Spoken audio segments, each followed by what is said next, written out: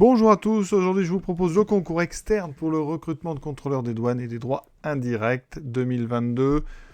Ici c'est un exercice donc sur les fonctions en deux parties. Donc on est sur du niveau terminal avec quand même une étude de fonction avec l'exponentielle. Et ici on a du calcul donc de primitives et d'intégrales. Donc il faut absolument savoir faire ça.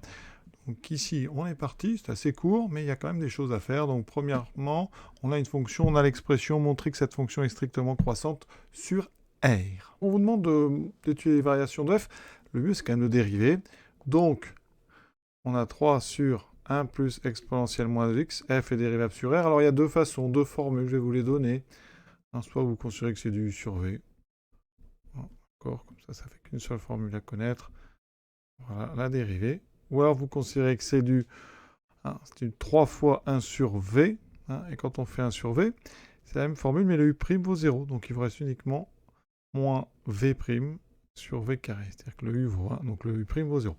Alors, pour ceux qui ont peur de s'embrouiller, vous faites du u sur v tout le temps. Ça marche. C'est un petit peu plus long, mais ça ne fait qu'une seule formule. U' vaudra bien sûr 0.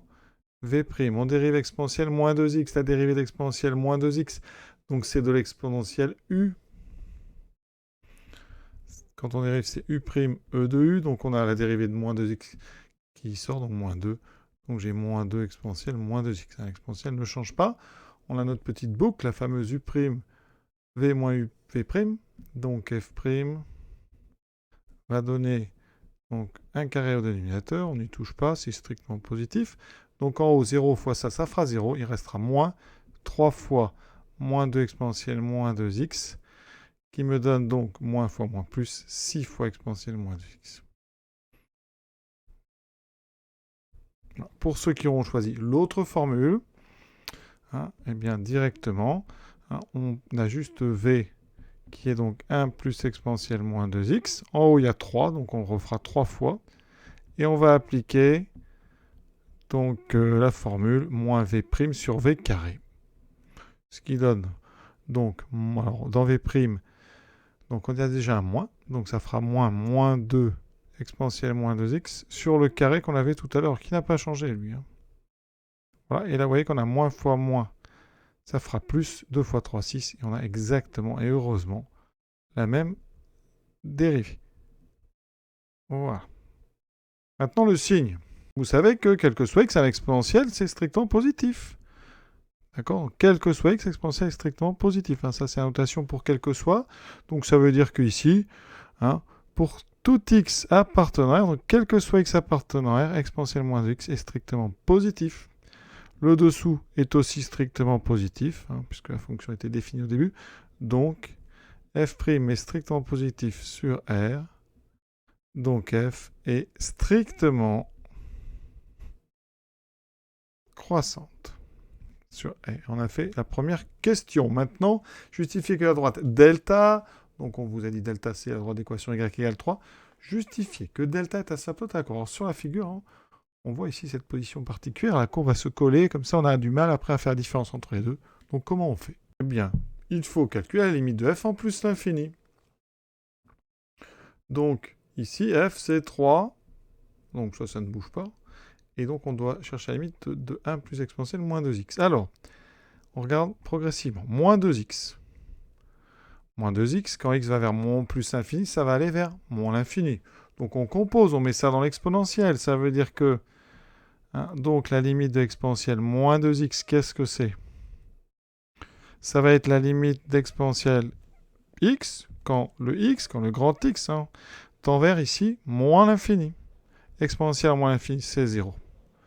Vous ajoutez 1, donc la limite de 1 plus exponentielle moins 2x est égale à 1, puisque on avait 0.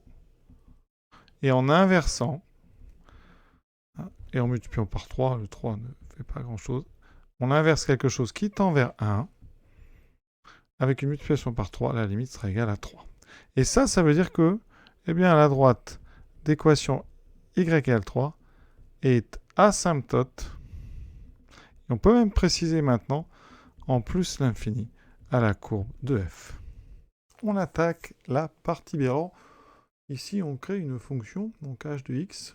Donc, pour x appartenant à R, on considère h de x égale 3 moins f de x.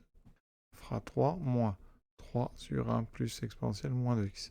Première question, montrer que h est positif. Donc, ce que je vous conseille, là, c'est de mettre au même dénominateur. Donc, pour mettre au même dénominateur, on va multiplier le premier 3 qui est ici, en haut et en bas. On va le multiplier par 1 plus exponentielle moins 2x. Bien sûr, en haut, mais aussi en bas. Ça, si vous multipliez en bas, vous devez multiplier en haut. Et après, vous avez un même dénominateur. D'accord ? Et en haut, on aura donc 3 fois 1 plus exponentielle moins 2x, moins 3. Développe. Il faut se laisser guider, là. De toute façon, vous n'avez rien d'autre à faire. Ça fait 3 plus 3 exponentielle moins 2x, moins 3. Vous voyez, les 3 ici s'annulent.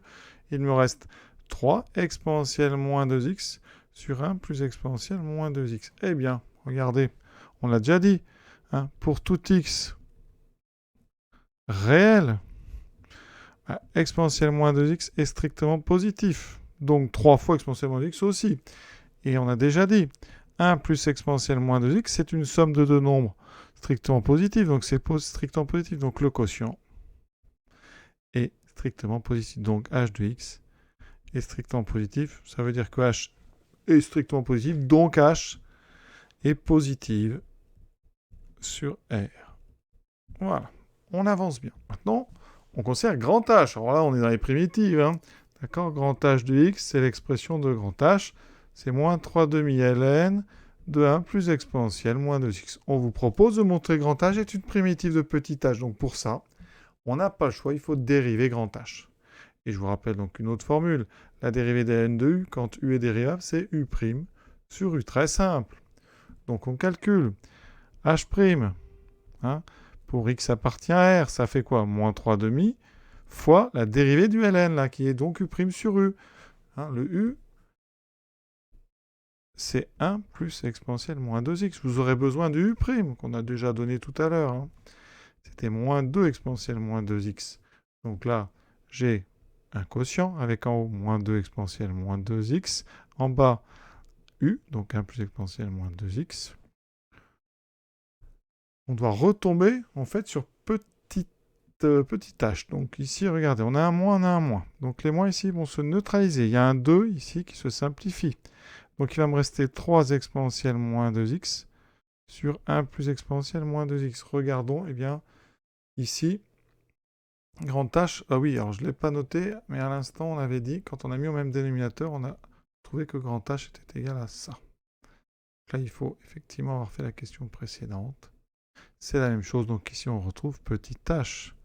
Donc, la dérivée de grand H, c'est petit h, donc ça veut dire que, eh bien, sur R, parce que ça ici, c'est pour x appartenant à R, donc grand H est une, parce qu'il y en a d'autres, une constante près, est une primitive de petit h sur R. Vous avez bien compris, c'est parce que grand H' égale petit h sur R. Troisième question, là on arrive sur les intégrales, soit strictement positif.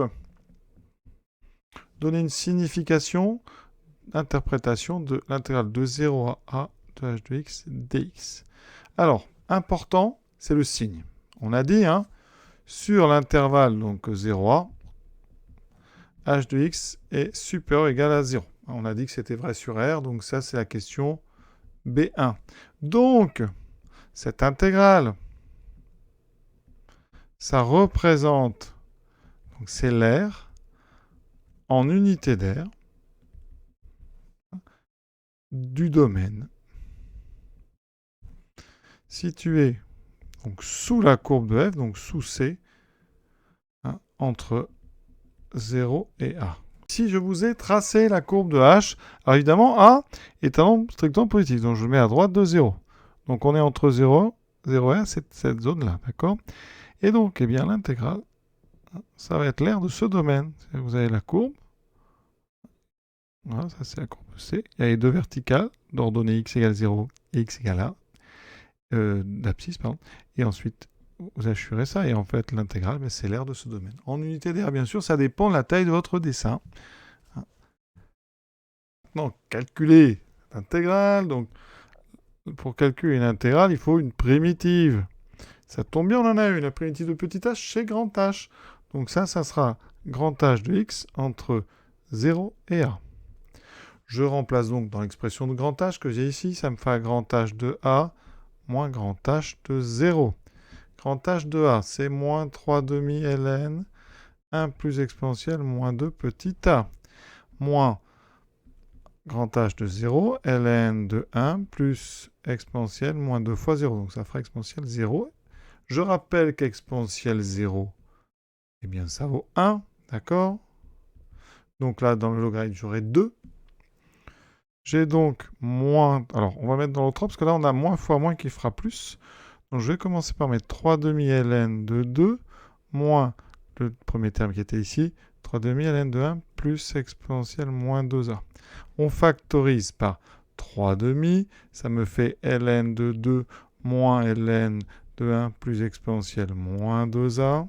Je rappelle que pour tout a et b strictement positif, ln de a moins ln de b, c'est ln de a sur b.